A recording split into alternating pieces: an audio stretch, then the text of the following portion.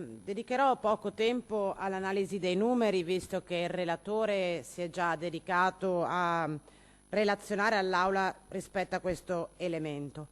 Mi focalizzerò invece su due questioni che dovrebbero essere, io credo, la finalità della discussione nell'Aula consigliare del bilancio consolidato, perché credo non sfugga a nessuno la complessità del documento e anche la difficoltà di leggere numeri così articolati. Allora soffermiamoci sulle due finalità principali politiche che il bilancio consolidato dovrebbe avere e proviamo a fare alcune riflessioni sul punto. La prima è ovviamente quella collegata alla natura del documento contabile in esame, che è un documento di natura consuntiva, si riferisce infatti ai bilanci del 2021 e che dovrebbe consentire al Consiglio regionale di svolgere quella funzione di controllo sulla cosiddetta accountability della contabilità del gruppo regionale.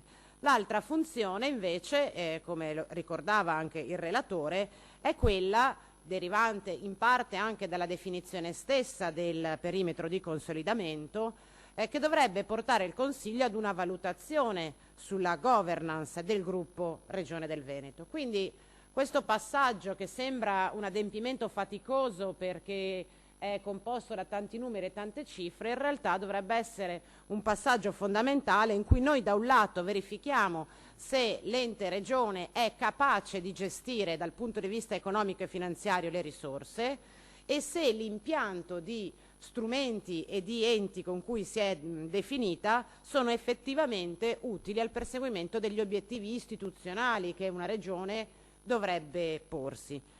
In riferimento alle questioni legate dunque al primo aspetto e quello più strettamente collegato alle partite di natura economico-finanziaria, bisogna sottolineare come i numeri molto rilevanti illustrati dal relatore in realtà siano numeri che vedono il protagonismo assoluto della Regione del Veneto, ovviamente. La Regione del Veneto gioca la partita più importante dentro il bilancio consolidato, apporta l'80% delle entrate del bilancio consolidato del gruppo Regione Veneto, ovviamente entrate costituite nella stragrande maggioranza dei casi dai tributi, e apporta l'89% dei costi, che sono sostanzialmente i trasferimenti che la Regione fa ai soggetti appartenenti al perimetro del gruppo, in particolar modo all'ambito sanitario. Quindi la premessa è che noi stiamo discutendo di cifre rilevanti, la stragrande maggioranza delle quali però attiene direttamente alla cosiddetta holding del gruppo, no? E quindi alla regione del Veneto. E dal punto di vista economico e finanziario gli altri soggetti del perimetro incidono dunque pochissimo dal punto di vista quantitativi. Non a caso il risultato d'esercizio del 2021 del gruppo Regione Veneto è di 190 milioni, risulta l'utile di esercizio, di cui 148 imputabile alla Regione del Veneto. Quindi noi stiamo discutendo e discuteremo di un'ampia costellazione di enti strumentali, partecipati, controllati, di società a partecipazione diretta e indiretta, che mobilitano, che generano all'interno del gruppo Regione del Veneto una cifra che si aggira attorno ai 40 milioni di euro. Ovviamente non è semplicissimo da questo punto di vista, quindi dal punto di vista prettamente contabile, fare un'analisi specifica nei bilanci dei singoli soggetti che compongono il perimetro di consolidamento, sarebbe un lavoro molto lungo, quindi citerò soltanto le questioni che a me sembrano più rilevanti anche da un punto di vista politico. La prima è quella che riguarda gli enti strumentali che la Regione ha costituito e che dovrebbero occuparsi nello specifico dell'edilizia popolare, del diritto allo studio e della tutela dei parchi regionali, e quindi ATER, ESU e parchi. Questi sono in tutto, se non ricordo male, 7 più 3, 10 più altri 4, 5, una quindicina di enti strumentali della Regione, rispetto ai quali tutti presentano nei bilanci societari, alcuni dati positivi, altri negativi, certamente tutti una situazione di problematicità, mettiamola così. Gli ATER con le difficoltà ovvie, scontate e note di avere le risorse sufficienti per corrispondere alla domanda di alloggi popolari, gli ESU che mai come in questi anni sono esposti alle grandi difficoltà connesse alla erogazione costante e universale dei diritti, del diritto allo studio e dei servizi collegati a questo diritto fondamentale. Addirittura uno dei 3 ESU chiude da diversi anni in passivo, pur avendo capacità finanziaria per ammortizzare le perdite, e i parchi che pure hanno ricominciato a presentare alcuni elementi positivi di economicità, hanno denunciato tutti durante le audizioni, per esempio in preparazione del bilancio di previsione, hanno denunciato tutte delle difficoltà oggettive di gestione rispetto a delle necessità che non sono sufficientemente, riscontrate dalle risorse disponibili. Poi quei 40 e rotti milioni di contributo al risultato d'esercizio del gruppo e del perimetro di consolidamento sono garantite da 2 elementi rilevanti dal punto di vista economico-finanziario. Il primo è l'utile di esercizio di Avepa, quasi 3 milioni di euro di utile ha chiuso in attivo il bilancio del 2021. Sarebbe importante capire da quali fonti di finanziamento e come mai la gestione di Avepa, che dovrebbe essere un istituto che svolge servizi alle imprese, riesce a chiudere un bilancio con un utile così rilevante. Ancora più curioso è la vicenda di Veneto Lavoro, che addirittura chiude con un utile di 30 milioni di euro. Guardate che questa è una questione molto rilevante. Veneto Lavoro è un ente strumentale della Regione del Veneto che non svolge funzioni commerciali, non mi risulta venda nulla e quindi possa guadagnare nulla, e vive erogando servizi finanziati da risorse pubbliche nazionali o regionali. Calcolando che circa 38 milioni di euro del bilancio di Veneto Lavoro sono già stati riscontati nel bilancio successivo, io vorrei capire com'è possibile che un ente strumentale che dovrebbe acquisire risorse esclusivamente con l'obiettivo di erogare servizi riesca a fare un utile così rilevante. Ai fini esclusivamente di natura economico-contabile citerei altre 4 questioni. La prima, la Veneto Film Commission. Guardate, questa è una novità, nel senso che è un ente istituito da poco. Io onestamente non ho capito cosa faccia, perché nella relazione del bilancio consolidato non c'è scritto cosa fa la Veneto Film Commission. So che però chiude per il secondo anno consecutivo il bilancio in perdita per 60.000 euro, malgrado la Regione del Veneto eroghi alla Veneto Film Commission risorse per quasi 300.000 euro. A proposito di efficienza e efficacia nell'allocazione delle risorse, se do 300.000 euro a un ente strumentale senza dire cosa fa questo ente strumentale, e in più questo ente strumentale mi chiude pure in perdita, 2 righe sulla relazione al consolidato io forse le avrei scritte. Questione diversa ma con esiti simili è quella che riguarda l'Istituto delle Ville Venete. Anche qua per l'ennesimo anno risultato di bilancio negativo. Anche su questo tema e su questo fronte abbiamo audito più volte i rappresentanti di questo ente strumentale spiegarci come la Regione del Veneto continua ad ampliare le funzioni che questo soggetto dovrebbe svolgere per conto della Regione, ma non offre all'Istituto né la dotazione di personale sufficiente né le risorse economiche sufficienti per svolgere le funzioni, quelle storiche e anche quelle nuove delegate. C'è poi, contribuisce in maniera rilevante all'utile del perimetro di consolidamento CAV, messo nel bilancio consolidato per 8 milioni di euro, che è il 50% degli utili della società, che sono invece il 16 milioni.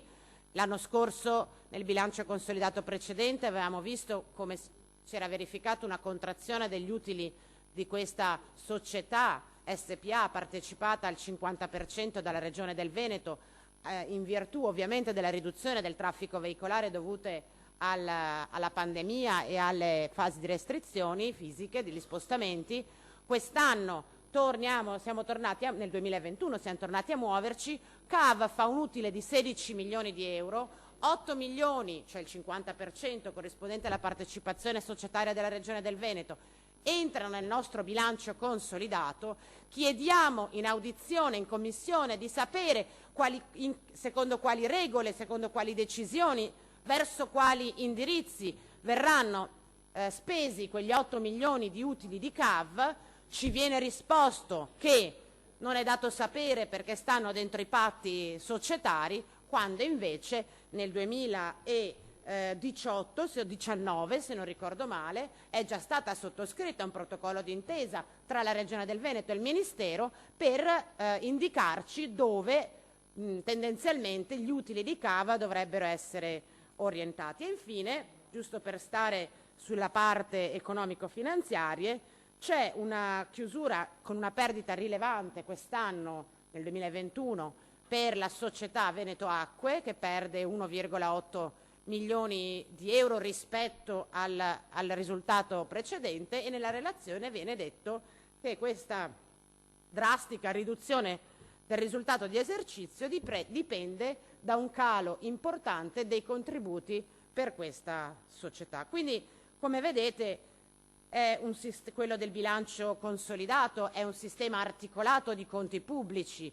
nel quale convergono i bilanci di diverse società, di diversi soggetti. Abbiamo appunto enti strumentali partecipati dalla Regione, enti strumentali totalmente controllati dalla Regione, abbiamo SPA, abbiamo agenzie, quindi abbiamo società partecipate al 100% e altre con una quota di partecipazione inferiore. Quindi sono bilanci anche di natura diversa, di soggetti diversi, che confluiscono dentro un bilancio molto articolato. I conti sono certamente in equilibrio, anche perché, come dicevo prima, la Regione del Veneto, anzi la holding, perché sia Consiglio che Giunta fanno di fatto i 2/3, se non di più, dei dati di bilancio.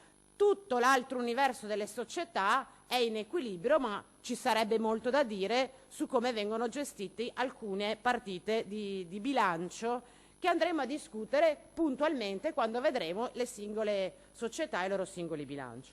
Quindi questo è per quanto riguarda, dal mio punto di vista, le valutazioni che bisognerebbe fare attorno a questo documento che, certo, ripeto, è faticoso da leggere, ma sarebbe utile che tutti avessimo ben chiaro ogni volta che andiamo ad approvare una legge regionale che incide sempre dentro questi numeri qua.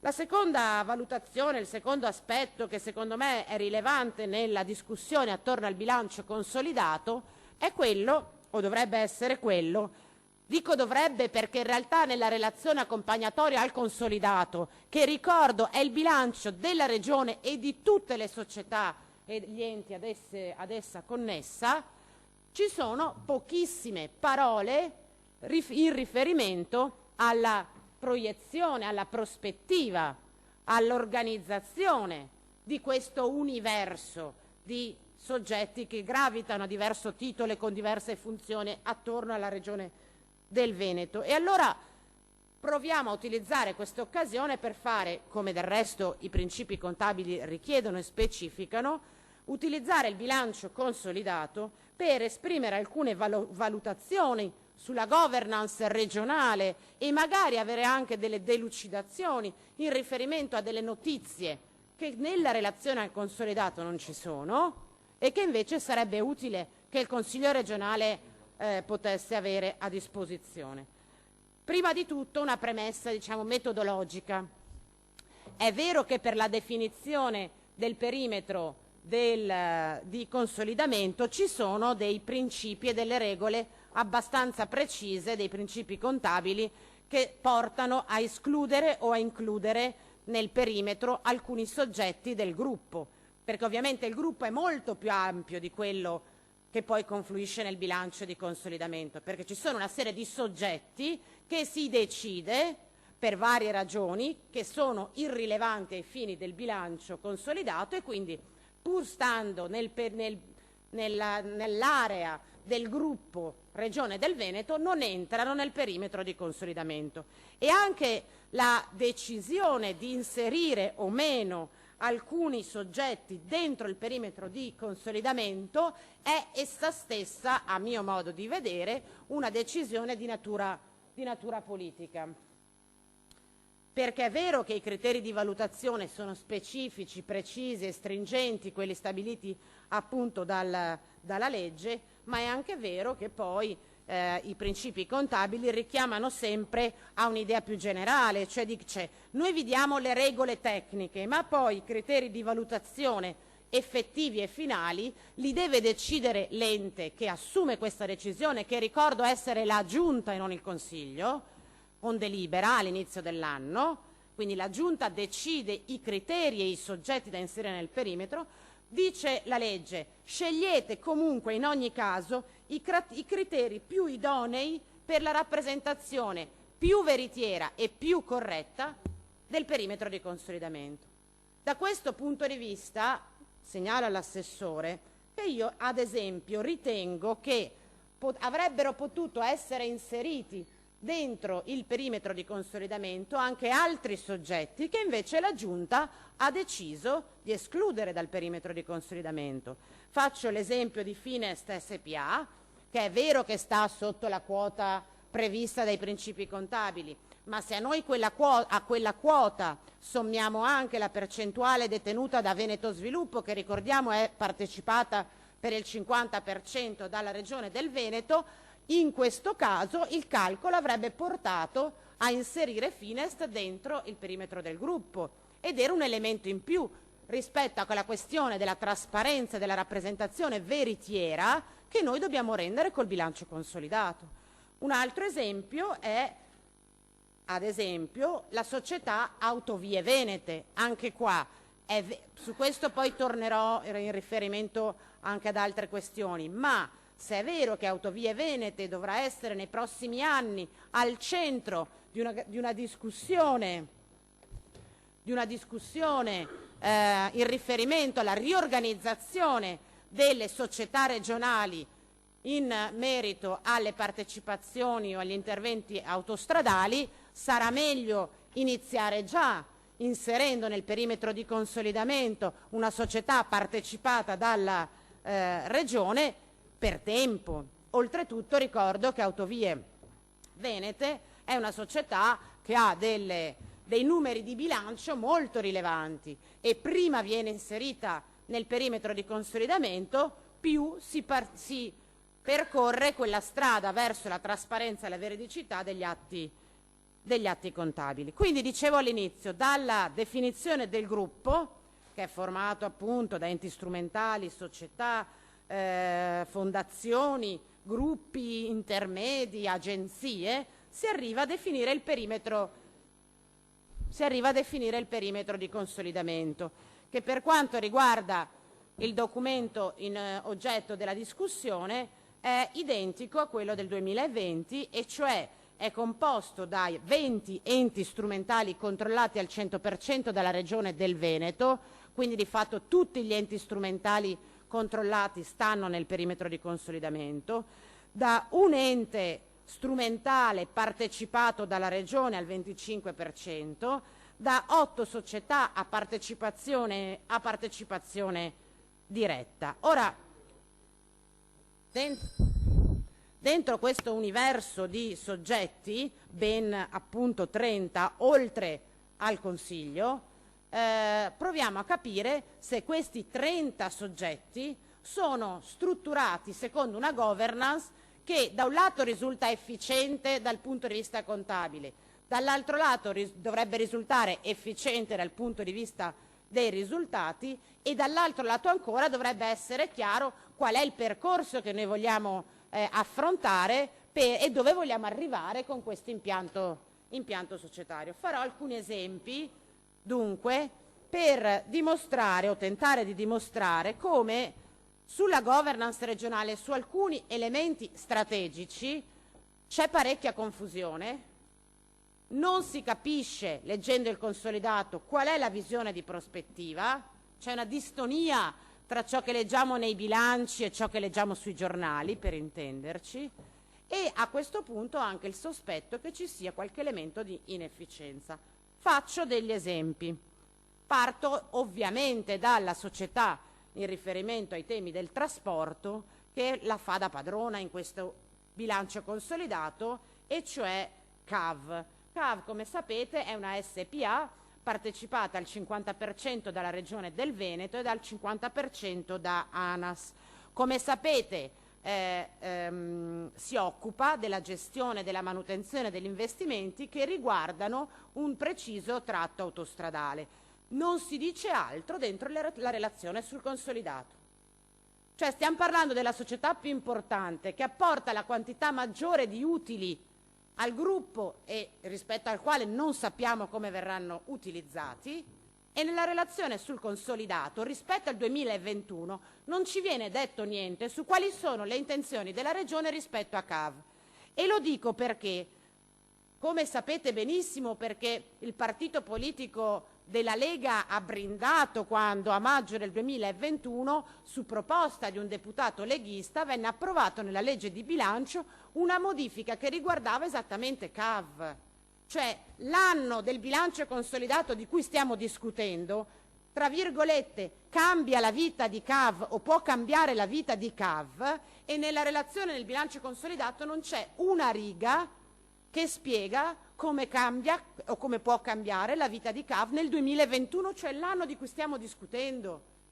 Ecco perché i documenti contabili, lo dico all'assessore e ai funzionari e dirigenti, non sono fatti soltanto dei numeri di bilancio, ma come sapete meglio di me sono composti dal numero di bilanci, dai numeri del bilancio e dalle relazioni, che sono un elemento fondamentale per la completezza e la veridicità delle informazioni. Allora noi scopriamo, ma non leggendo la relazione, che nel 2021 c'è una modifica normativa che amplia ulteriormente e notevolmente le attività che CAV può esercitare e addirittura attribuisce anche a CAV la possibilità di occuparsi della gestione e della manutenzione anche di altre tratte autostradali interne alla Regione del Veneto, prevalentemente dentro la Regione del Veneto. CAV che nasce per la gestione della passante di quel tratto di autostrada veneta, nell'anno del bilancio consolidato di cui stiamo discutendo, potenzialmente può essere o può diventare il soggetto che non si limita più alla gestione del tratto del passante, ma un soggetto che può legittimamente ambire anche a fare dell'altro. Lo dico perché nel 2021 non io, il presidente Zaia, l'assessore De Berti hanno titolato sui giornali per mesi: finalmente dopo questo emendamento potrà nascere la holding autostradale veneta, generando anche un po' di, come dire, fibrillazione rispetto ad altri soggetti che avevano le ambizioni simili. Allora, assessore, a me va bene tutto e non mi dispiace neanche l'idea della holding autostradale veneta, però se lei pretende che noi approviamo un bilancio consolidato veritiero, questi elementi vanno chiariti dentro la relazione. Cioè bisogna scrivere che nel 2021, a seguito di quell'emendamento, l'obiettivo di lungo periodo per questa società, che è partecipata, ricordo, al 50% dalla Regione del Veneto, è il seguente. Non si dice nulla. Faccio un altro esempio, sempre in riferimento alle tratte autostradali, ad esempio, per stare lì. Dicevo all'inizio che io avrei inserito Autovie Venete dentro il perimetro di consolidamento, così come avrei valutato di inserire anche la società autostradale Alto Adriatico. Ma perché la consigliera Camani si infissa su ste robe? Perché Autovie Venete è la società che attualmente ha le concessioni per la gestione di una tratta autostradale che è in scadenza, e la Regione del Veneto ha già costituito con la Regione Friuli Venezia Giulia un'altra società che si chiama Società Autostradale Alto Adriatico, di cui la Regione del Veneto detiene un terzo delle quote e la Regione Friuli Venezia Giulia detiene i 2/3 delle quote, che al momento non fa niente, ma non appena andranno a scadenza le concessioni autostradali della A22, della A4 e della A28, si candida ad essere il soggetto pubblico che dovrà gestire o potrà provare a gestire quelle concessioni autostradali. Calcolate che oggi Autovie Venete, che gestisce un pezzo di quelle tratte, non è un soggetto interamente pubblico, perché oltre alla Regione del Veneto, credo anche un po' di Regione Friuli Venezia Giulia e qualche provincia, forse se non ricordo male, ci sono anche un'altra serie di soci privati. Ma allora è rilevante per la governance della Regione del Veneto la scelta che ci potrebbe portare ad una gestione interamente pubblica delle tratte autostradali della Regione del Veneto e delle regioni contermini? Io penso di sì. Io penso che se dobbiamo discutere del bilancio consolidato della Regione del Veneto, piuttosto che di quante decine di euro è aumentato il patrimonio netto, è più utile discutere di questi temi. E votando a favore di questo bilancio discutiamo anche se siamo favorevoli o meno a queste ipotesi di governance.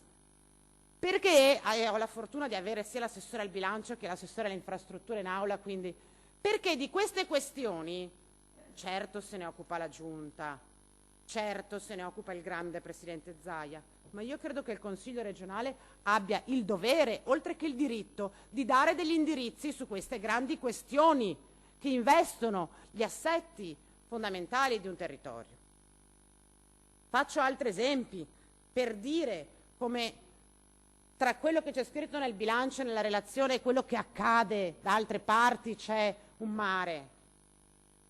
Trasporto ferroviario, stessa identica situazione. Anche qua, perché non so se definire operazioni di riordino. Certo che sta cambiando tutto velocemente dentro gli assetti societari regionali, dentro quelle che contano, e avviene tutto fuori da quest'Aula. Tratte e infrastrutture ferroviarie. Da anni stiamo seguendo l'operazione societaria tra sistemi territoriali e infrastrutture venete.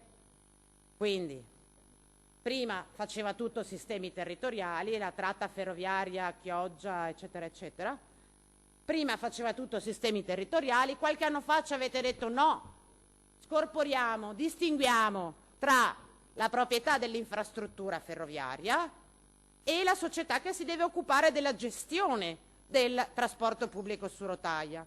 Bene, il problema qual è? Che i passaggi societari stanno avvenendo. Sistemi territoriali, attraverso un meccanismo un po' complicato di devoluzione e di partecipazione, ha assegnato a infrastrutture venete, società controllata al 100% dalla Regione, l'infrastruttura, quindi la tratta ferroviaria. La gestione del servizio dovrebbe essere e sarà svolta da sistemi territoriali fino al 31/12/2022. E la gara? E la gara che avrebbe dovuto essere già pronta, e il soggetto gestore nuovo che avrebbe dovuto già essere individuato. Non c'è scritto nulla. E Assessore, non c'è scritto nulla né nella relazione allegata al bilancio consolidato e neanche nel DEF con la nota di aggiornamento. Quindi io vorrei sapere dove e quando noi verremo messi a conoscenza che è stato individuato non il gestore per la mensa di casa mia, il gestore per i servizi del trasporto pubblico ferroviario della Regione del Veneto. Bene, prendiamo atto che c'è. Terzo capitolo su cui ci sarebbe molto da discutere, riferimento all'efficacia e alla trasparenza della governance, e cioè tutta la questione che riguarda imprese. Assessore, io non so più in che lingua chiederglielo, ma Veneto Sviluppo esisterà o non esisterà? E sa perché glielo chiedo?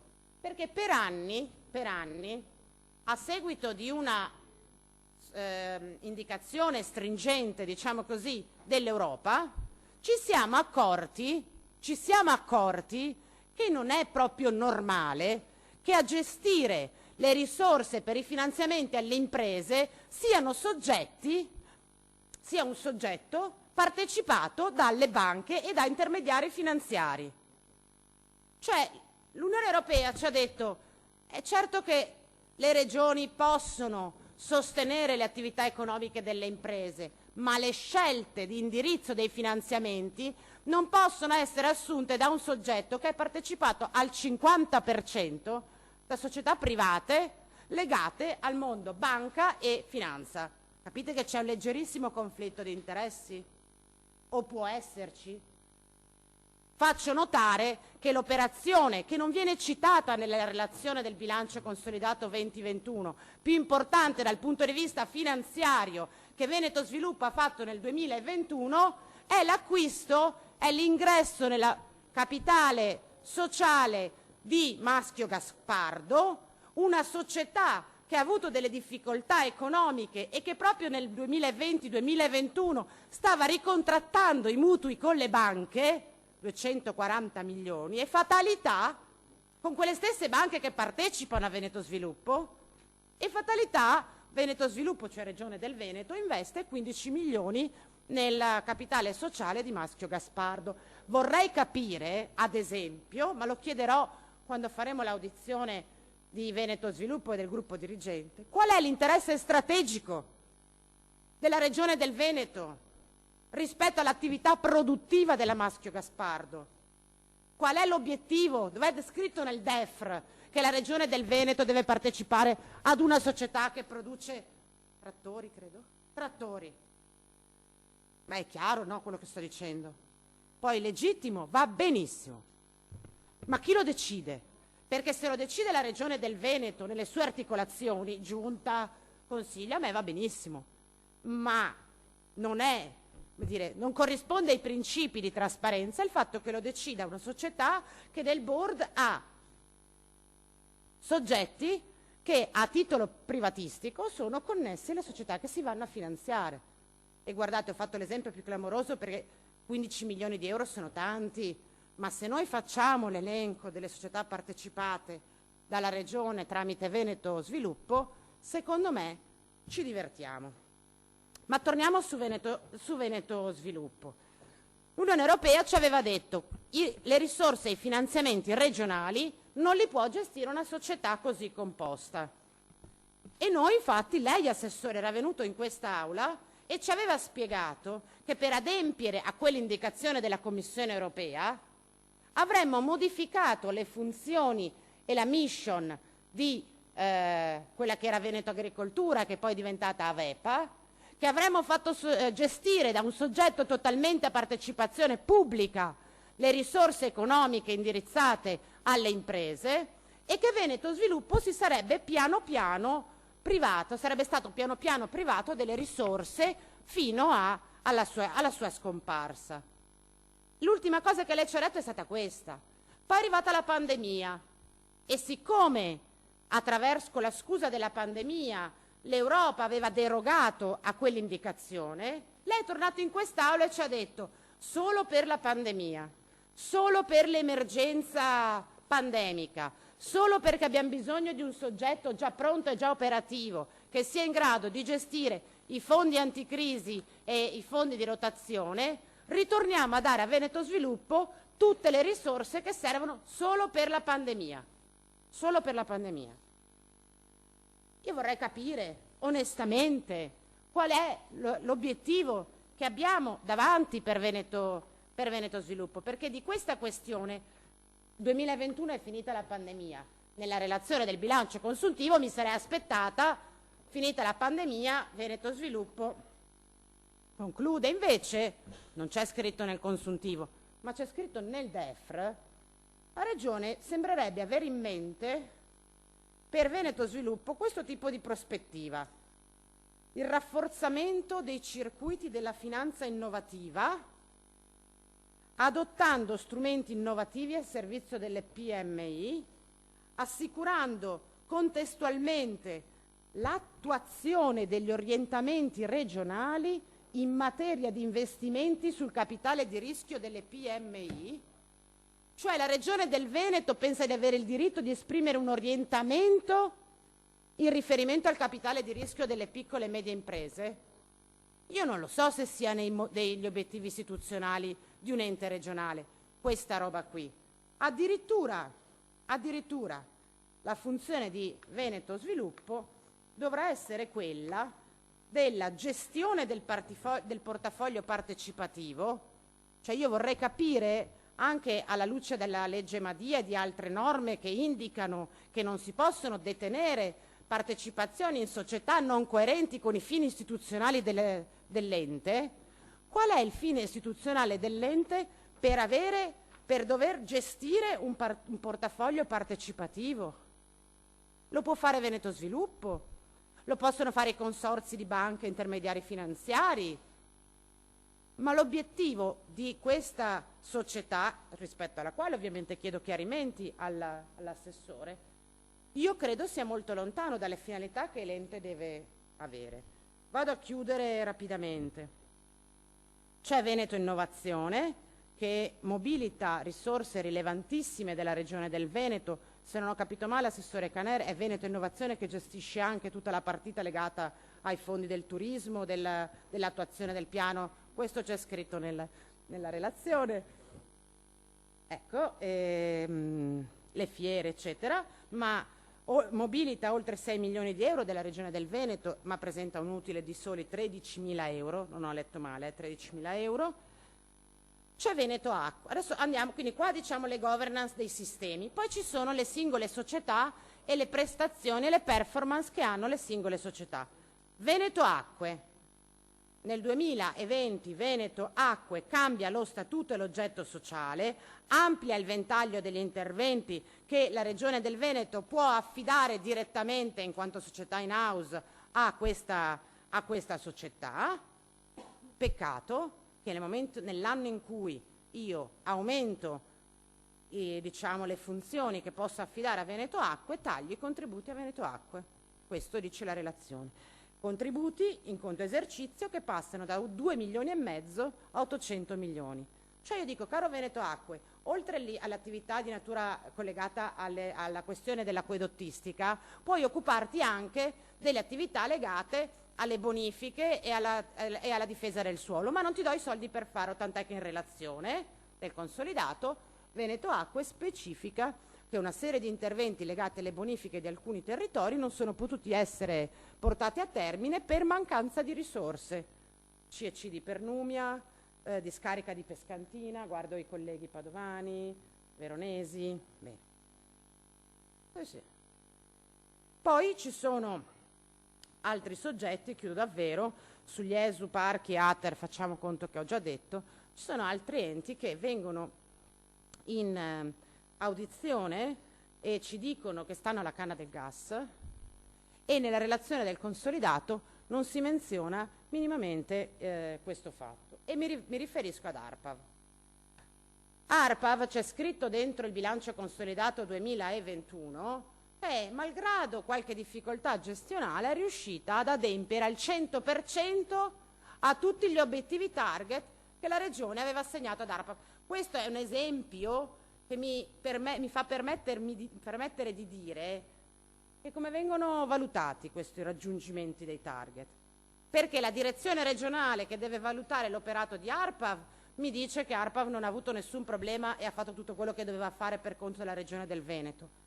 Poi audiamo in sede di bilancio previsionale il direttore di ARPAV e il direttore di ARPAV dice: guardate che negli ultimi 3 anni io ho avuto 127 dipendenti in meno. Niente. E non siamo più in grado non solo di garantire l'attività straordinaria, il pronto intervento, la necessità del prelievo d'urgenza, ma non siamo neppure più in grado di garantire l'attività ordinaria. Ce l'ha detto il direttore di ARPAV in audizione. Ma allora, come si può scrivere nella relazione, malgrado la contrazione del personale, obiettivi raggiunti al 100%? Perché o ci state dicendo una bugia nella relazione al bilancio consolidato o ci ha detto una bugia il direttore di ARPAV? Insieme le due cose non tornano. Chiudo con un'ultima questione che mi ero dimenticata, ma che può essere utile proprio per la presenza sia dell'assessore De Berti che dell'assessore Calzavara.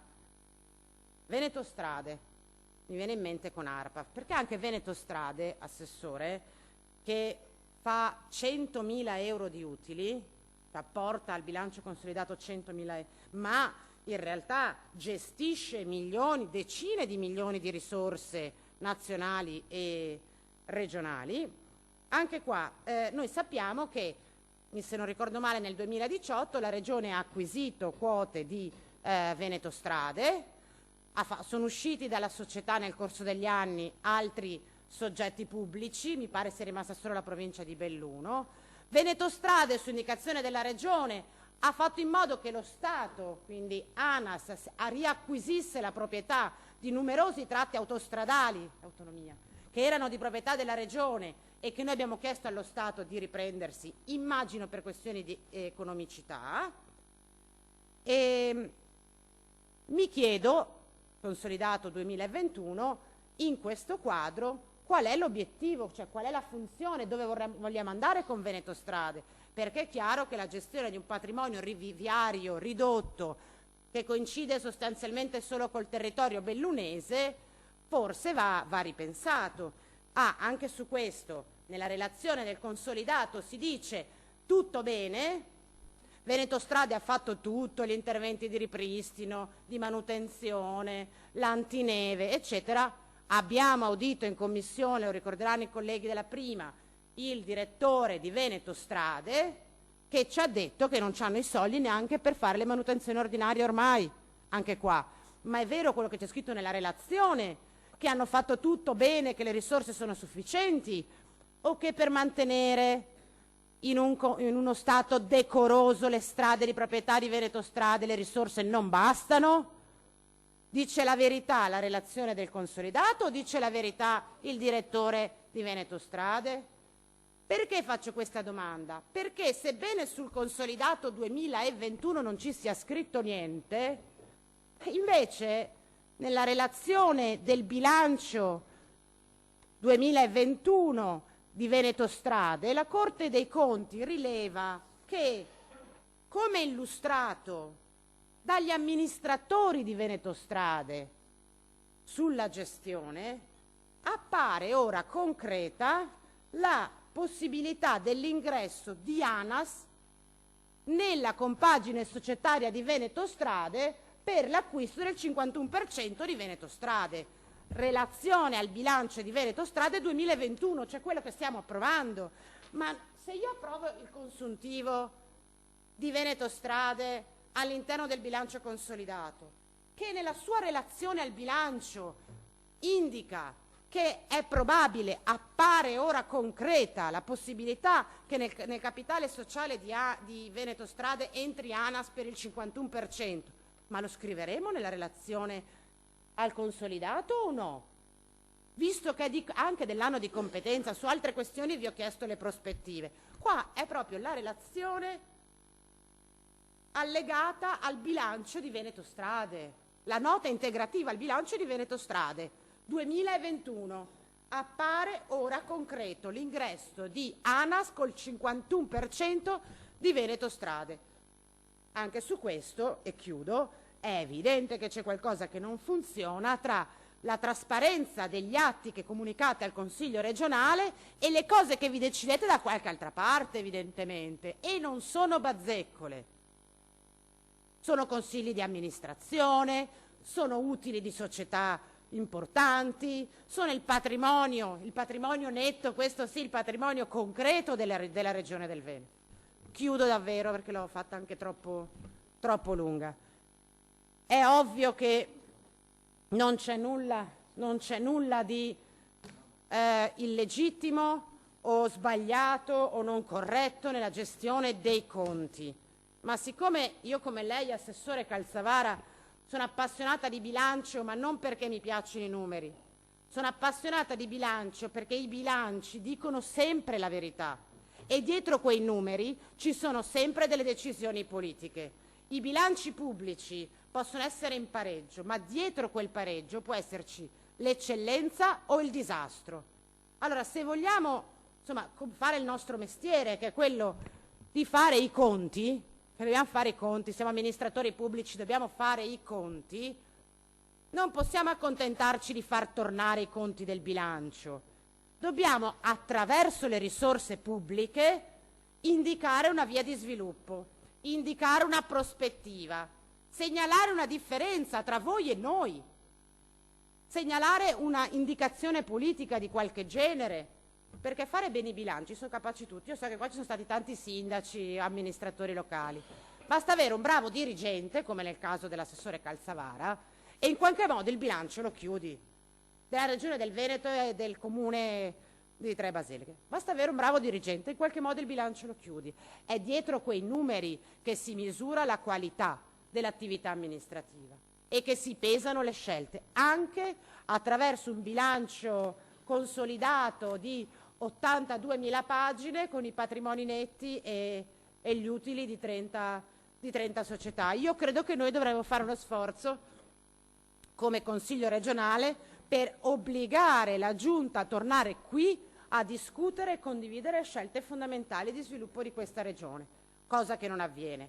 Dall'altro lato, a fare uno sforzino in più, perché per chi ha la pazienza di leggersi le carte, avere la certezza che dentro quelle carte si dica la verità e si trovino le informazioni salienti, perché altrimenti è una perdita di tempo. Grazie.